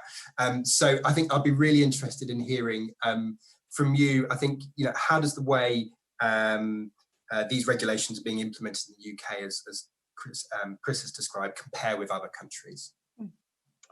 Well, I could start with introducing myself. My name is Malin Reg. I'm the head of the Norwegian Authority for the Universal Design of ICT, and I've been so since 2013, when the regulation came into place in Norway. I'm in my 40s, I have dark hair and green eyes, and I'm in my living room in western part of Norway, a small town where the authority is situated. I came into this in 2013 with a varied background from different areas of law, and we've had a regulation very similar to the Web Directive then for almost 7.5 years now. And I found it really interesting when Chris was speaking, because it's very relatable to our experiences here, what he is describing. Although we haven't implemented the Web Directive in Norway yet, we are in process still. We have a lot of the same experiences, as we have had a very similar regulation, the WCAG at AA level since 2013. So we see that we do find accessibility problems in most of our audits, which is kind of more like a more thorough control, but then have this sanction part in the end. And we have also done a lot of more simplified tests earlier on to just like get a view of the status. And what we do see is that there's been done a lot of good work in the businesses. It is really, but there are accessibility issues, and I thought it was very interesting that what Chris was saying about the process of making the businesses implement this process in the way they work as a key element to achieving accessibility over time, not just correcting the errors that you could find in one specific audit, but learn from it and get good integrated processes within their businesses. That is something we can recognize and find very important, and which we emphasize in our guidance very much. The key here is, of course, to get people engaged and really understanding why and how, so that they can do this on a regular basis and not as a one thing or one time a shot at it, so to speak. Yeah. Thank you, Marlin. And then finally, Angela, to you. I know Business Disability Forum has faced similar sorts of equalities issues in making the workplace more accessible to everybody. What's your view on the balance needed between the carrot and the stick in delivering social change? Thank you, James, and hello everyone. I am Angela Matthews. I am Head of Policy and Research at Business Disability Forum. I am in my late 30s.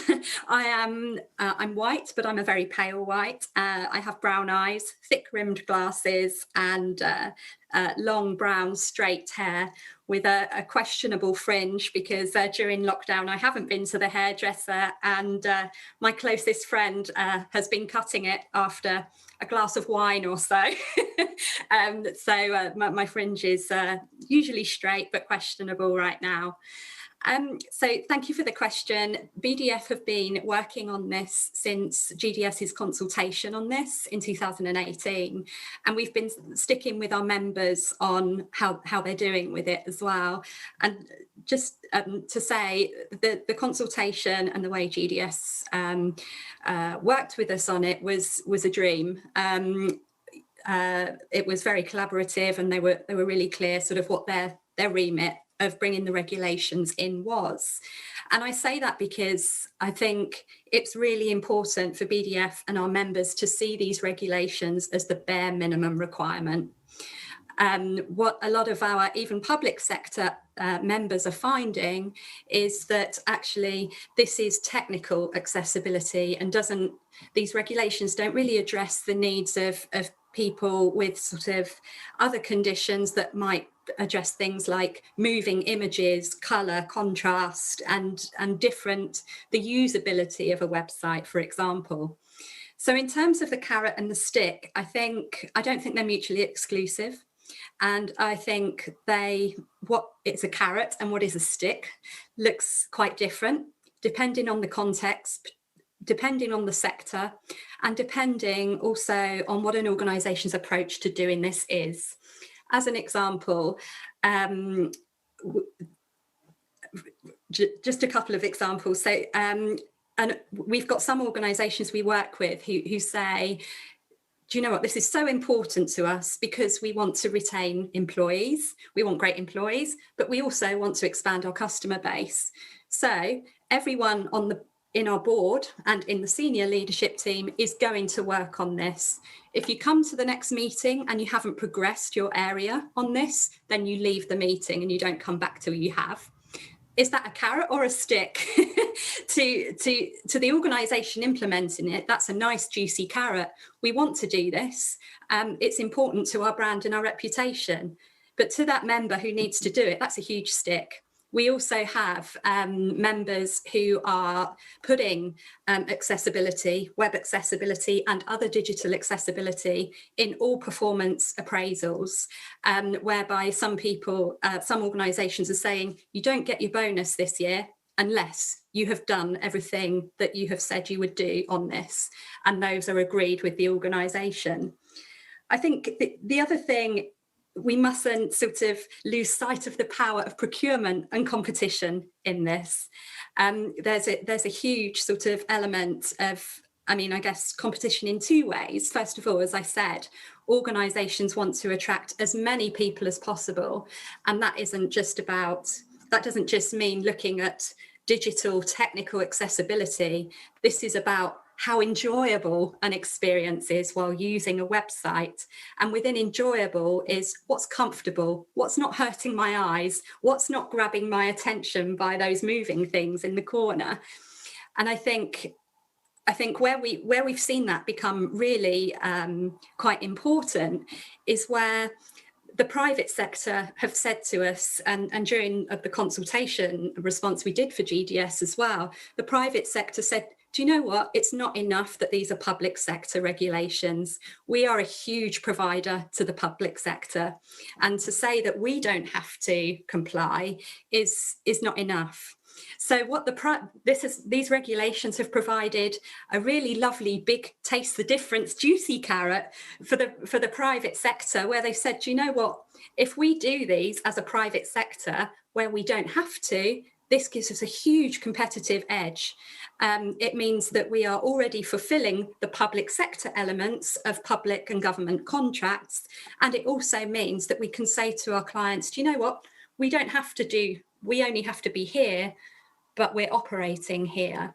So I think what becomes a carrot can be a carrot at strategic level, but when you start sort of embedding that in your business plans and in sort of targets and appraisals, then how that's perceived to your workforce carrying that out, that can be seen as a stick. And actually we've seen some really sort of effective sort of practices to sort of get the workforce who have responsibilities for accessibility on board. So I think the carrot and the stick are sometimes sort of, the lines are blurred, and I think there's a combination of, there's a place for the two at the same time sometimes. Great, thank you, Angela. That was really clear. I think just picking up on something you said, and we've got some questions from the audience, which I'll pick up in a second. I just wanted to come to you, Marlin. I think Angela was talking about businesses, companies increasingly seeing accessibility as a good thing to do and I think that's what we've been hearing about, for the last 24 hours of this conference. I just wonder, in terms of your experience in Norway and the fact that you've had legislation in place a bit longer than over here, have you seen that legislation lead to more companies see accessibility as a good thing to do, or just a legal barrier that they have to go through? Well, I think that the good thing about accessibility is it's actually, when you get into it, very easy to sell. It's more customers, it's better solutions, it's a better reputation for the company. The thing that I think is very important to stress, and that we use a lot of time trying to explain, is that disability is situational and it might be temporary. So it's so important for you to not think of it as accommodating a small group of people, but it's getting this into your mainstream solutions. And we have had regulations since 2013 for the whole of private sector. And what I thought was very interesting, Angela just mentioning, was procurement, because when entities start to ask for this in their procurements and contracts, then the business industry has to deliver on it, and then it kind of finds its way into the fabric of ICT solutions. So it does go the right way. However, it is still an issue. We had a UN review last year that says that we have a lot of regulation in place, but it is still not real digital inclusion all the way. So I think it has also to do with, this is a social change, or a change in attitude and a change in culture, and that takes time. And that is why I thought it was so good that it was mentioned here, which is my personal belief very strongly, that it's not carrot or stick. I think stick in the form of regulation and enforcement is unnecessary, but not sufficient in itself mean to get to digital inclusion. And if I can just say one small thing about the enforcement part, I think that the reason why I strongly support enforcement of this have been some kind of, well, you can be in doubt about this. This is not like a very it's a balance all the way, but I think enforcement is necessary because the enforcement makes this relevant to management. That is one of the biggest impacts we have seen. Because when you have a regulation and you have enforcement, you take the question whether you have to make things accessible off the table. You have to do it. So the question is how to do it. So for management attention, for priority, for funding and such, the enforcement part is not to underestimate. Mm. And could you just quickly say what the ramifications are for a business in Norway if they don't comply with the legislation you have in place? Is it fines? Is it yes else entirely? Yes, it is an audit, and you have you normally get 12 weeks to correct whatever errors we find, and there is a safety valve that you can apply for a dispensation if you have very strong and good reasons for that. But if not, it's corrected by 12 weeks. We have daily fines, and the fines are set in accordance to how big the business is, and also how serious the errors are. For how big are these errors for the users? How difficult is it for the users to use this service given the errors? So that is the two components that we. So you could get a daily fine from 1,000 euros about a day, and up to our highest is a 15,000 euro a day for the SAS airline. Is it okay? Fairly significant. But just to note that the SAS did correct in time. Right. So yeah, they didn't get any fines, but yeah. Yeah. Angela, did you want to say something? I was just going, if it's okay, James, I was just going to sort of back up what Marlin was saying, because I think it's not just about sort of enforcement isn't sort of something that sits in isolation of everything else. So I think one of the things that we've been speaking particularly to our members about, and we've sort of been looking at the readiness of over the last 2 years of organisations to respond to these regulations. The public sector generally said, yep, we've got the in-house skills and knowledge to do this. Public sector equality duty, we're sort of primed. To digital accessibility is part of how the NHS, the civil service, for example, is set up. However, the private sector said, do you know what, we're not ready for this. We don't have the skills. We've never recruited for this. And these are members who are saying it's really important that we do this, but actually it changes how we recruit, the skills we look for.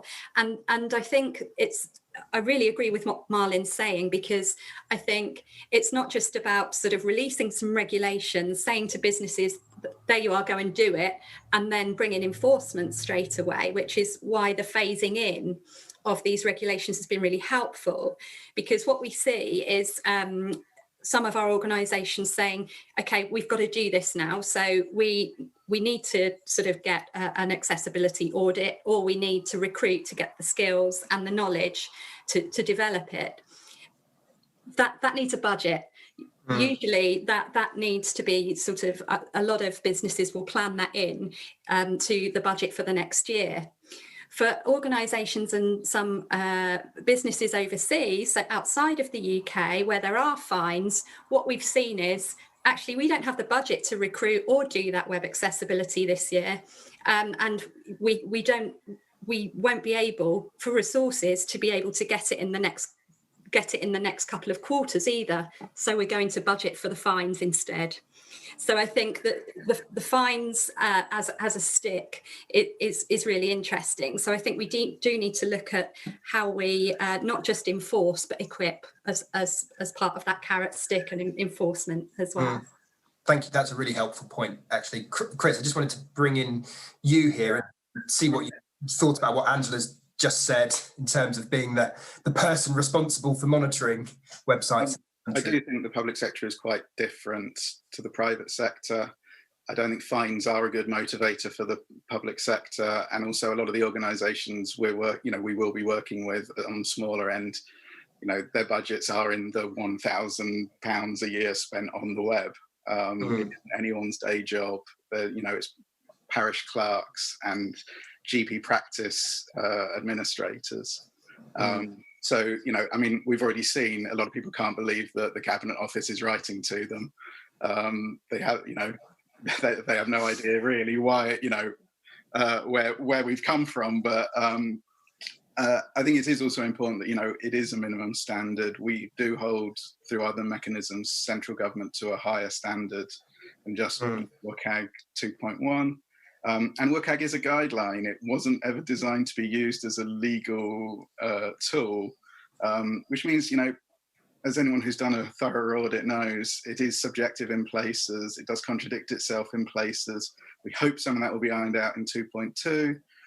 And we also hope it will embrace, a more diverse range of disabilities and needs than just what WCAG has at the moment.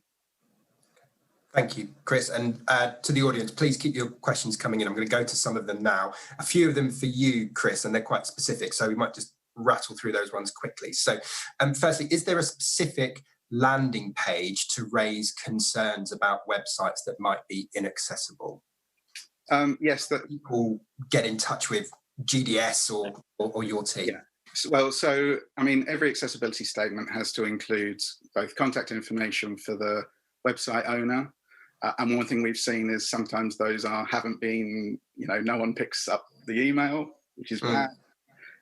But also they all contain who you should write to if you think that your complaint hasn't been taken seriously or fixed.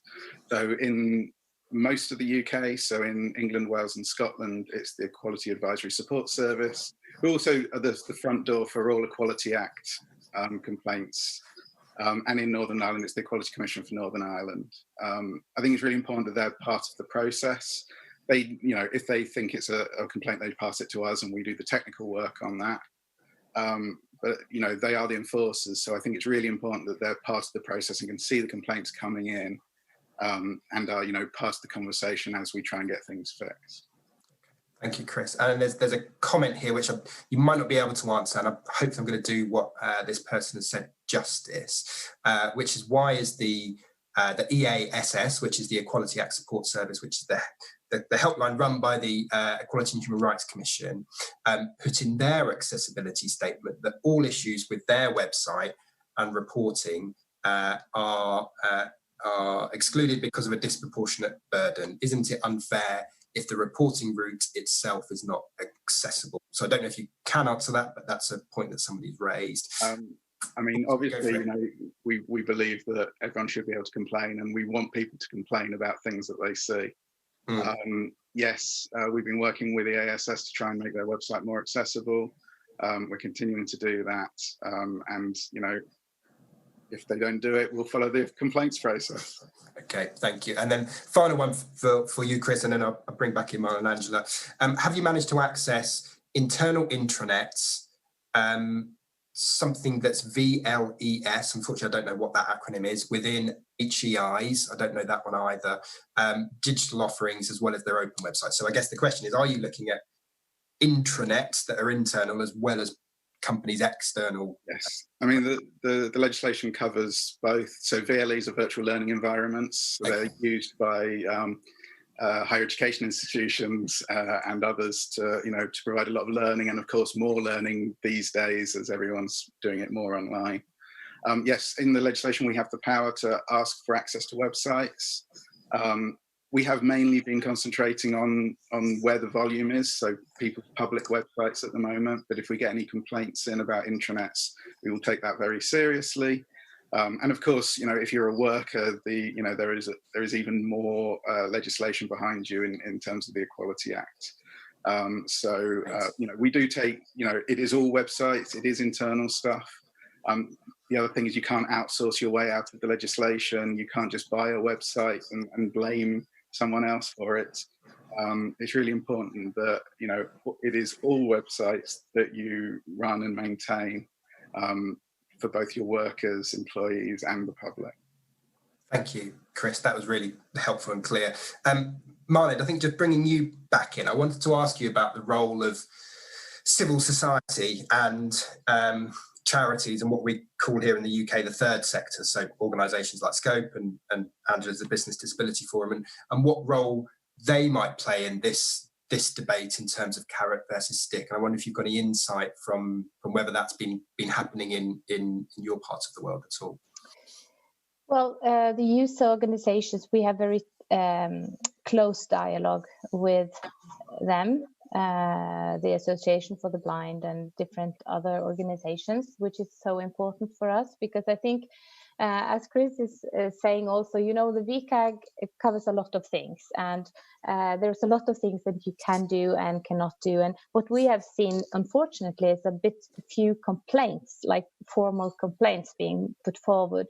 So our dialogue with the organizations are very important, because they highlight what is the biggest obstacles to inclusion at the moment, so that we can target it more specifically, not only the technical part of it, but maybe when you choose to do something, also with the guidance, that you choose to target things that you know is the biggest problems for the people that are using these services. That has been very, very important. But I also think we published a report this year, a survey amongst people with disability, and I think to make also entities and municipalities and state agents and everybody aware of how this feels, how this digital exclusion really. Because as a blind person, for instance, you know, it's not this one service that you're excluded from. You're maybe excluded from, you get up in the morning, you're excluded from papers, you're excluded from buying a bus ticket, and so on and so forth in the workplace and so far. And that is the big issue, or the big question we have to raise, to try to make people see that this is what this is all about. This is not like technical and contrast here and text on video there. This is part of systematic exclusion of big numbers of people, which I think we really have to address as a society. So that understanding, to get that as a cultural change, I think is extremely important. Thank you, Marlin. And Angela, you were nodding along. I wonder if you shared similar thoughts, or perhaps something completely different about your experience of working over here in the UK, and I guess the role of organisations like yourselves in challenging bad practice, but also the celebrating good practice, the carrots. Yes, yeah. I think as Marlin was speaking, I was nodding and thinking, how do we get all of that to, as you said, sorry, I think as Chris said, a lot of this will be outsourced. So for organisations, particularly in the private sector, will be using small organisations, so small comms organisations, to do their website. So it's about sort of trying to reach even the small organisations, and sort of trying to reach everyone involved in the supply chain. And I guess I was sort of thinking, how might carrots and sticks look to the organisations, as Chris said, you know, are small, don't have many resources, and as Chris said, you know, are being landed with letters, and they don't know why. These are for a lot of the time, these are the organisations who are making websites for the larger businesses. In terms of sharing good practice and what good practice looks like, I think what we're seeing is businesses wanting to get together more to share what doesn't work as well as what works. In BDF, we're seeing a lot more businesses who are wanting to literally come together. In pre-COVID, that was actually getting together in a room with laptops, showing each other what's good and what's not. We do that via our technology task force. I think in remote times that is also still happening, and we are seeing that businesses want to rely less on how to be told to do something in information, guidance and written word, and instead they want to try it. They want to learn from where other employers, other businesses have got it wrong and learnt from that. So this sort of lived experience of getting it right and wrong between businesses is something we're seeing more of. And one of the things, if this is okay to mention, Chris, that's been really influential is Government Digital Services Empathy Lab. We talk about that quite a lot, and we've directed sort of the public sector towards looking at that model where organisations and people who are working on tech but are not sort of used or have experience of the technological barriers can go to, can sort of try out what it looks like to not be able to see what's on the screen, or can try out what their website is, how their website is experienced to someone who for example is partially sighted. So I think the sharing and learning from one another's experience is something that we're seeing in BDF is valued over sort of being told what to do in a written word. So the sharing community has become huge, particularly in sort of digital and accessibility spaces like this. That's what we're seeing. Great. Thank you, Angela. And we're almost out of time. I've just got one final question for all of you. Very quick for each of you. What needs to happen next? So, Chris, you first. What do you think needs to happen next on carrot versus stick approach? I mean, we're continuing to monitor, and we will continue to monitor. We will be publishing more information about what we found, hopefully early in next year. And, you know, we will continue to work with all the sectors that are involved to try and, you know, make sure that they're all complying with the regulations.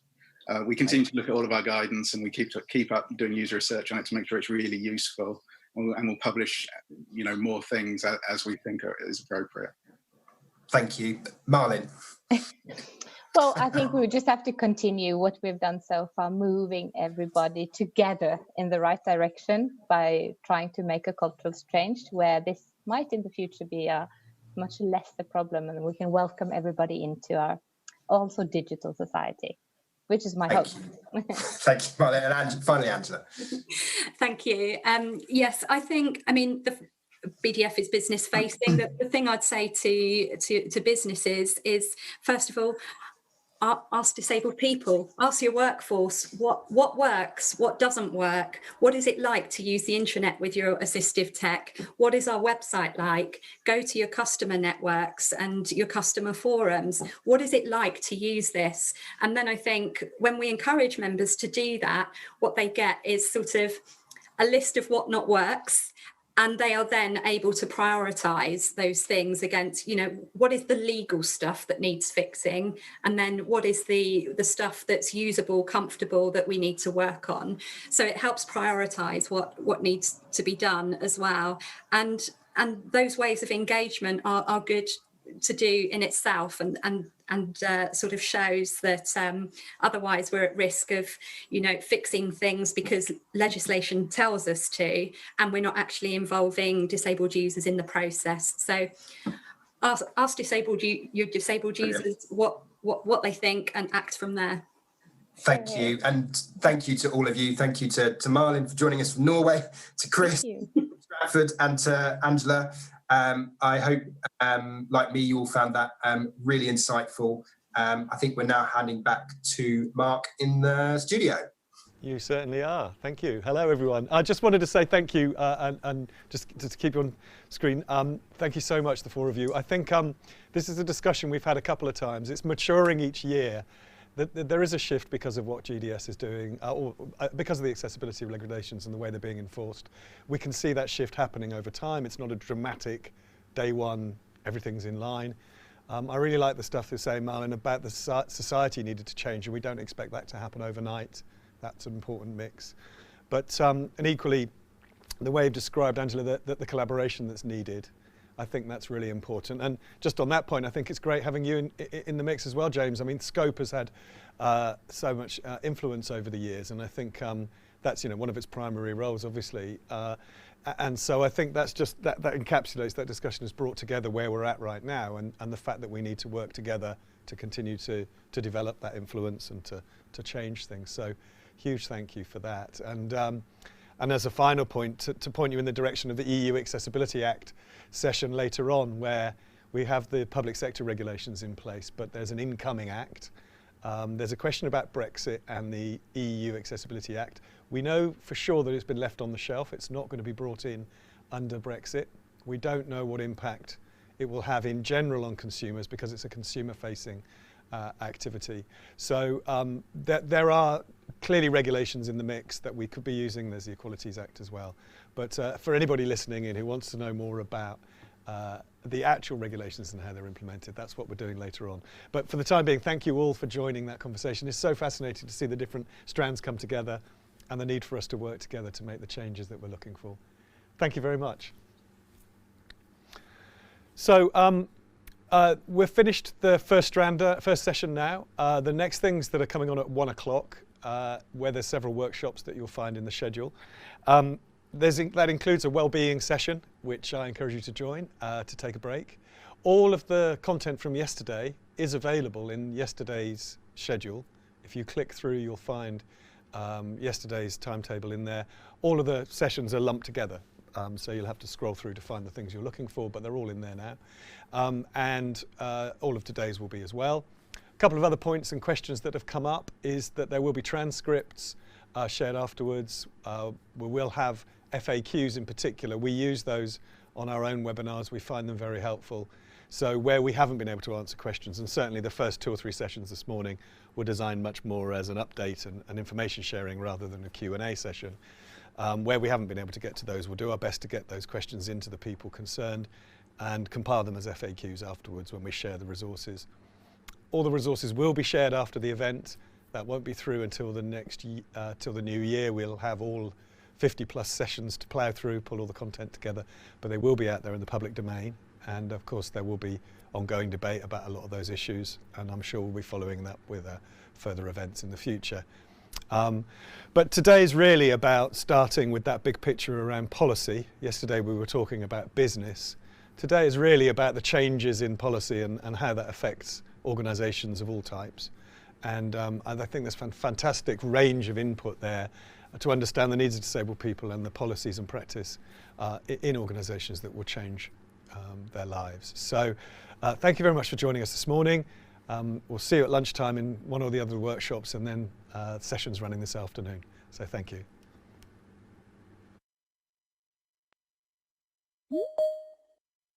Hello everyone, my name is Cassandra Marrero, and today I'm going to be talking to you about my favorite experience in Microsoft Teams. I spend most of my days in meetings, and to make the most of those meetings, I like to be able to achieve 3 things. The first thing, I like to keep the discussion focused. Second thing, I like to be able to have my say without interrupting others. And the last thing, I like to be able to go back to the discussion so that I can then check on my call to actions. So how do I do that? Super simple. Let me show you. The first thing I'm going to do is I'm going to apply the background effect so that I can actually block the visual noise. So that's as simple as that. The next thing that I'm going to do is then hit on record so that I can actually watch it later. And lastly, let us not forget that I can raise my hand at any point and have my voice heard. And that's why I love Microsoft Teams meetings.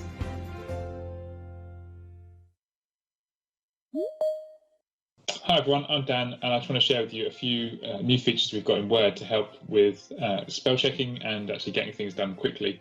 So the first one is the dictate feature that we have here in the ribbon. I'm able to talk in a language of my choice, typically English, and it will translate automatically for me on the screen, which is really handy. We also have a great app called Editor, which is the evolution of our spell checker app. And in here you can see it's giving me coaching around spelling and grammar in the languages that I've got set up in my document. So it's really handy to get some insight into what those words actually mean, as well as being able to get the word to be read out loud to me. So I hope that helps. Thanks for listening.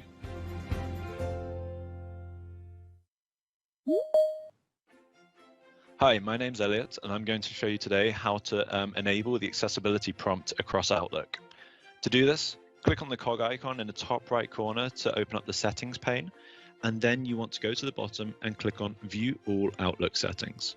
From here, select General and then Accessibility, From beneath it, you'll see an option with a tick box that says Ask Senders to send content that's accessible. This will enable a prompt in the Outlook web app as well as your desktop app to make sure that everyone who sends you mails and messages in the future will be sending accessible and inclusive messages because they able to check them with the accessibility checker. Go enable this today. It's a fantastic feature to make your organization more inclusive.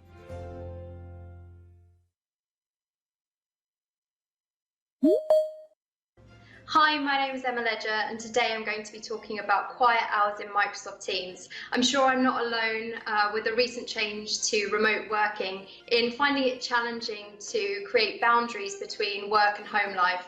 To use quiet hours, we navigate to the settings pane, go to notifications and go to quiet hours.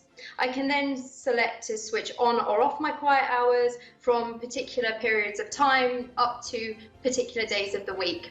This is going to help me to support mindfulness and mental health and minimize distractions out of hours.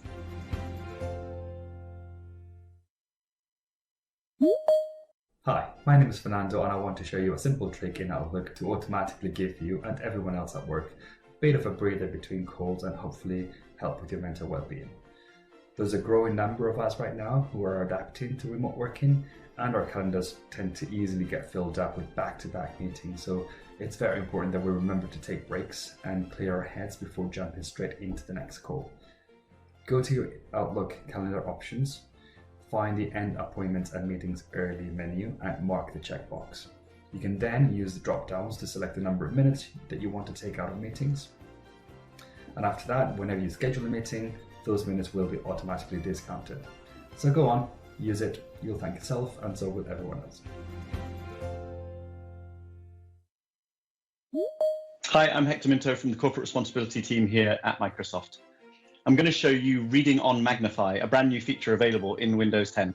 Whenever you're magnified, Windows Plus, in the Windows environment, you can click on any text and choose Reading. So you'll see here, we have a wordy document. Control, Alt, and click on the text. In consideration of the matters described above and of the mutual benefits and obligation. Invokes reading absolutely anywhere within the Windows environment, including places like the Notes tab in PowerPoint. So this is not specific to documents. This will work absolutely anywhere. Use your PC without a display. This really powers up the magnifier feature in Windows, adding read out loud anywhere within the environment. Thanks so much.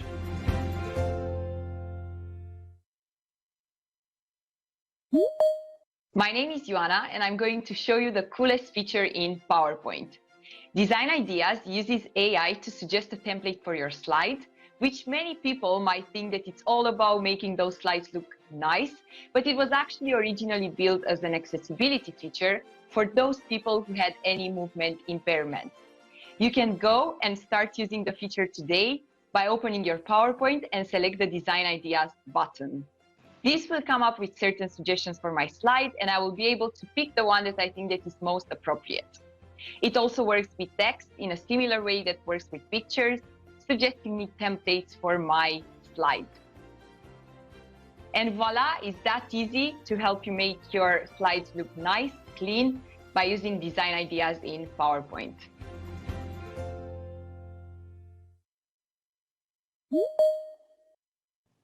Hi, my name is Jack, and I'm going to show you how you can use themes on Microsoft Teams. When you click on your profile icon, you can also click on Settings. This will show you 3 different themes. Default, which is a light view, dark, and high contrast. These themes are particularly useful for people with vision impairment, so hopefully you can share this with a friend today.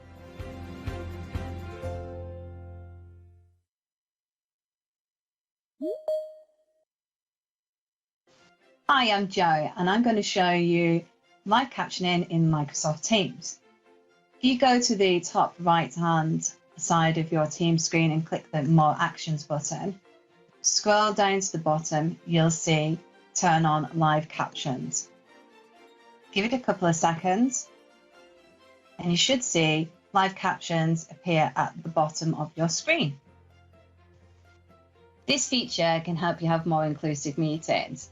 So whether you're deaf or you've got hearing impairment, or maybe English isn't your first language, You also may be in situations where you can't hear the meeting very well, so maybe you're in a very loud location.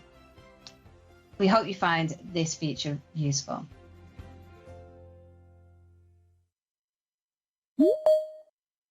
Hi, my name's Lara, and today I'd like to tell you about Dynamic Lock. So Dynamic Lock enables you to connect your phone via Bluetooth to your PC, so that when you walk away from your PC, it will automatically lock. To do this, hit the Windows key, type in Dynamic Lock, and it will open up. And if you click on Dynamic Lock, just here, you'll see that it will connect to your device, and you should be all good to go. Hi, I'm Sergio Carrillo, a partner technology strategist working with Microsoft in the UK. I ended up using Surface and Pen Input to help me. That's my true story. In reality, using Surface and its Pen Input helps reducing stress on the forearm, which may otherwise be caused by long hours of typing or not even using a vertical mouse. When in meetings, it actually helps with taking notes faster, more securely, and helping to memorize the most. And in the end, there's a piece of magic you can do to convert those pieces of text you have written into real text you can paste in the document. How good is that? I hope it helps you somehow and you take some learnings from this. Hi, I'm Stuart, and today I want to talk to you about your mental health and the relation with sleep. So we know that blue light that we get back from our devices impacts the production of melatonin, which stops us feeling sleepy. But did you know that using Windows 10, you can use a feature called Night Light to give your screen a warm glow, reduce the blue light, and help you fall asleep? So let's have a look at that. So all I need to do is hit Windows and start typing Night Light, and I will get to this screen. Now I can turn it manually on and off myself by using this button, or there's a switch here to allow me to schedule the night light. I can specify the hours manually, so here I've got from 4 PM to 7, or I can use this option here to synchronize it with sunset and sunrise, giving my screen a nice warm glow and helping me sleep a little bit easier.